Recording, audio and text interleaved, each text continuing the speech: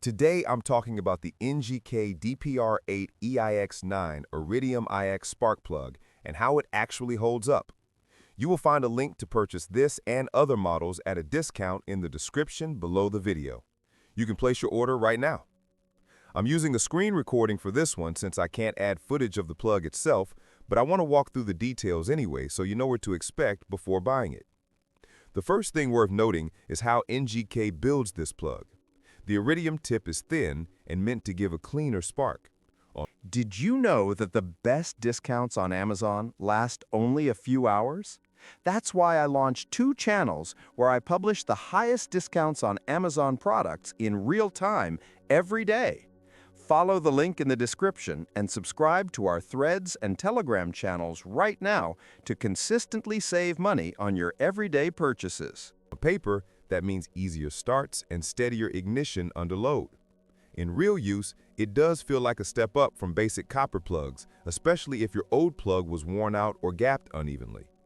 The firing edge here stays sharper longer, so the spark doesn't get lazy as fast. That part usually makes the engine feel a bit smoother at idle. It won't turn a weak motor into a strong one, but it cuts small stumbles you might have gotten used to. The shell and threads look standard NGK quality. They hold up well. I've seen older NGK plugs seize or crack when someone over-tightened them, but with normal torque, this model stays clean. The heat range fits a lot of bikes and small engines, but not everything, so double-check your spec. If you use the wrong heat range, the engine may run too hot or too cold, and that's when people blame the plug, even though the issue is compatibility. The gasket seals fine. I haven't seen leaks with this model. The insulator is sturdy, though it can stain fast in engines that run rich. That's not a fault of the plug, just a sign the mix isn't right. The good thing is that the ceramic cleans easily and doesn't flake. As for performance gains, keep expectations real. You won't get huge horsepower jumps. What you get is steadier ignition, better cold starts, and less fouling. On older bikes or engines with rough carb tuning, that alone feels like a quality of life upgrade. On newer engines, the difference might be subtle. Some users report misfires after switching to Iridium plugs, but in most cases, that comes from a bad coil boot, old wires, or wrong gap. This model comes pre-gapped, but shipping can bend the tip slightly, so checking the gap before installing is smart.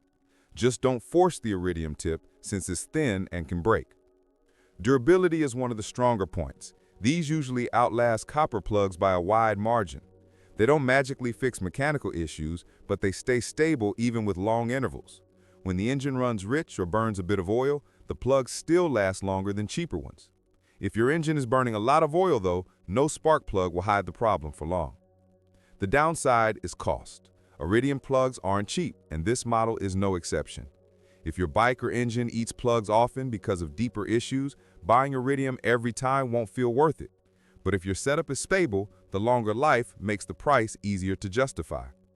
On the screen here, you can see the basic specs, heat range, and thread size. They're standard for many Japanese bikes and small engines. The build quality is consistent, which is why NGK plugs stay popular. Even so, it's good to keep in mind that every engine reacts a bit differently. Some feel smoother right away, others show almost no change until the old plug was really worn out. That's pretty much the honest look at the NGK DPR8EIX-9 Iridium IX spark plug. Good reliability, clean spark, long life, but no miracle performance leap. If you want something low maintenance and stable, it works well. If you want raw power gains, this isn't that kind of upgrade. If this helped, hit like and subscribe. It supports the channel and keeps these reviews coming.